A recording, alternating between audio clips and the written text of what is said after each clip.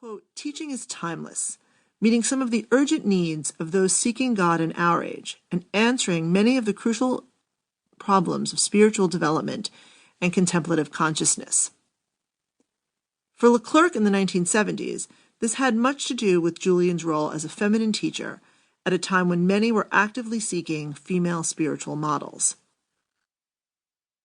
But our world has changed in the last 4 decades, and while the need for female spiritual voices remains, new needs and new questions have also arisen, concerning our relationship to the environment,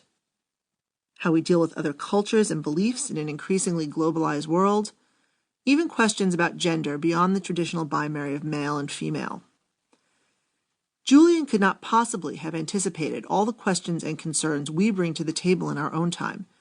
and I won't claim that she has all the answers.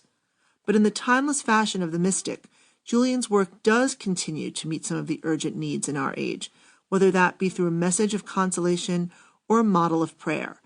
and we can consider some of the ways in which she does this during our time together. In the following sessions, we will address different dimensions of Julian's work. In sessions 2, 3, 4, and 5, we will consider the particular historical, spiritual, and linguistic contexts in which she wrote her showings,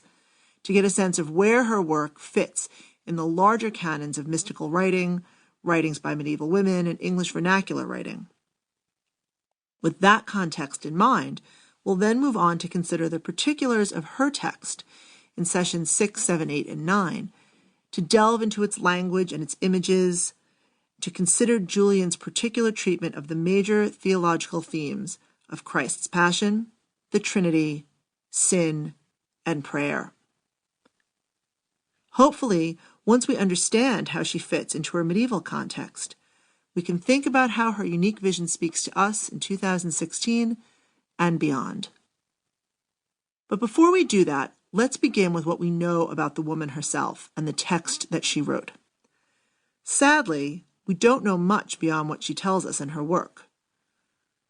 The first lines of the short text, which are probably not written by Julian herself, read, "Here is a vision shown by the goodness of God to a devout woman, and her name is Julian, who is a recluse at Norwich and still alive, A.D. 1413, in which vision are many words of comfort, greatly moving for all those who desire to be Christ's lovers." This information is corroborated by 4 known bequests made to Julian in wills in the late 14th and early 15th centuries, the last of which was in 1416, identifying her as an anchoress, living in the cell adjoining the parish church of St. Julian in Conisford at Norwich, across from the Augustinian friary. It's actually possible that Julian is not even her given name, but derives from her association with this church.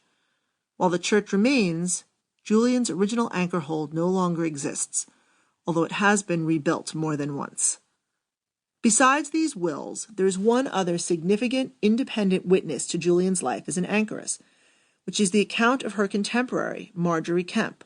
who, in the book of her own life, describes how she was commanded by our Lord to go to an anchoress, who was called Dame Julian, and that she was expert and could give good advice. Marjorie's first-hand witness to Julian's life as an anchoress is significant enough that we will devote an entire session just to considering their unique relationship. In the second chapter of the long text, Julian herself tells us, "This revelation was made to a simple, unlettered creature, living in this mortal flesh, the year of our Lord, 1373, on the 13th day of May." As we will discuss further in depth later on,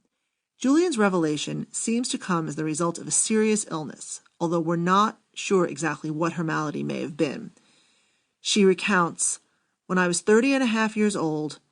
God sent me a bodily sickness in which I lay for 3 days and 3 nights, and on the 3rd night I received all the rites of Holy Church and did not expect to live until day." Based on this account, it is reasonable to assume she was born sometime in late 1342, roughly the same time as Geoffrey Chaucer, and lived as an anchoress well into her 70s, as the 1416 bequest suggests. Clearly, Julian does not die in her 30th year, and goes on to live